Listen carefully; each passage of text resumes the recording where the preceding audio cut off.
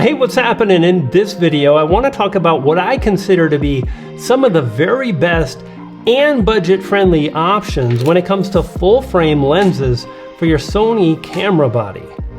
And over the last month, I've turned to these lenses again and again for their fantastic versatility, their sharpness, image quality, and generally how they render beautiful photos and videos.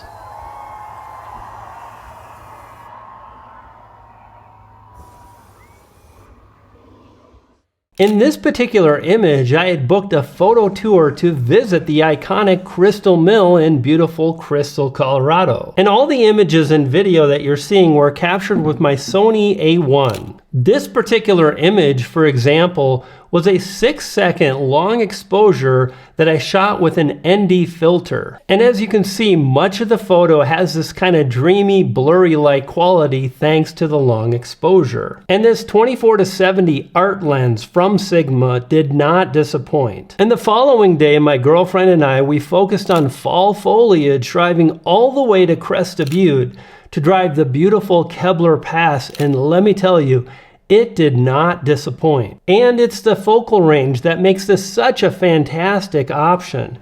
24mm is very wide and allows you to capture a lot of great scenes in video specifically. Furthermore, zooming all the way out to 70mm makes it possible to get a lot of compression and thus background blur or bokeh. This shot is a great example where I was close enough to my subject, which really blows out the background or really blurs it out, even with a slightly stopped down aperture of f3.5. And when it comes to video, again, the Sigma 24-70 art lens does not disappoint. This clip, which was shot at 24mm and in 4K 60 frames a second, I slowed it down in post, and I think it looks sharp, it looks beautiful, and this lens allowed me to do just that. And this particular clip was shot at 4K 120 frames per second slow motion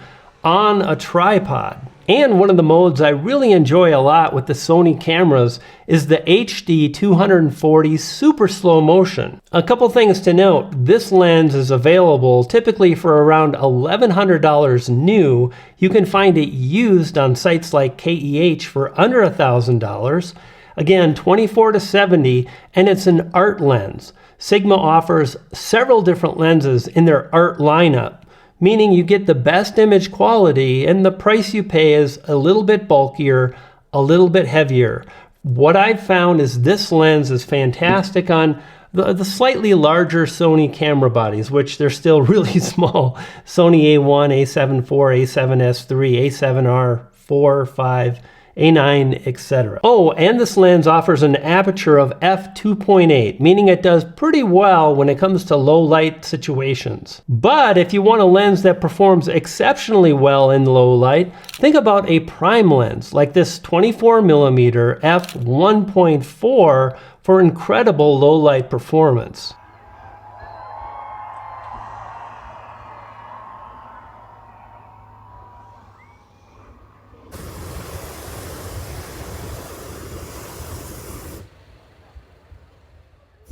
But it'll cost you, but there are some alternatives. Sony offers a number of f1.8 prime lenses that are really fantastic and super budget friendly.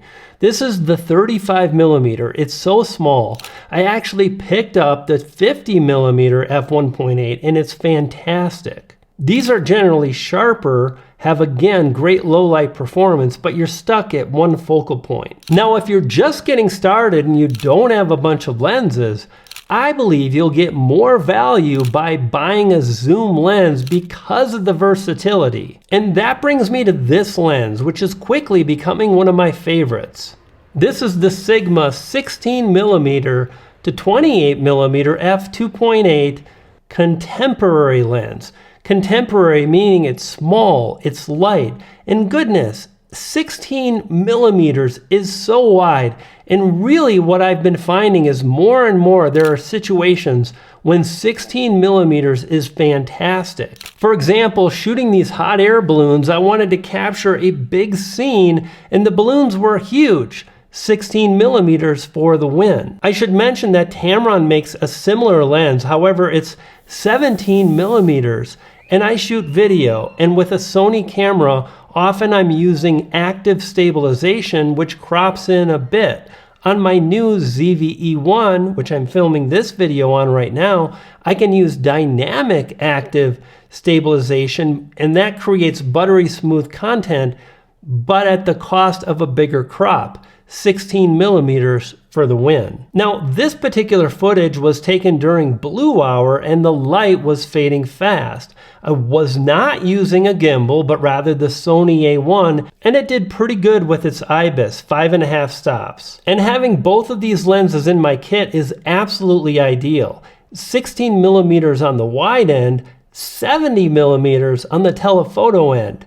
And with a lot of Sony full-frame cameras, you can crop in body or use APS-C mode, still get 4K video, and then you get 1.5 times crop. So in this particular clip, I'm actually using that. So I've got a focal length of around 110 millimeters, and I'm still getting beautiful 4K 60 with my Sony A1. There's one more lens that I want to mention you may want to think about, and again, it really depends on you, your use case, and if you're more of a video shooter and you're filming people and yourself, the Sony 20mm f1.8 G lens is one of the sharpest lenses of the bunch. It does exceptionally well in low light, thanks again to the f1.8, and again, I think you'll really love that particular lens.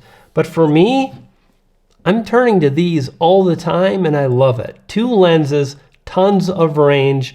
Thanks for watching. I hope you found this video helpful. If you did, click the like button. If you're not subscribed, this is Brian G. Johnson Photography, and I just love creating photos, videos, storytelling, and more. If that's your jam, again, subscribe, and I'll see you in the next one. Cheers.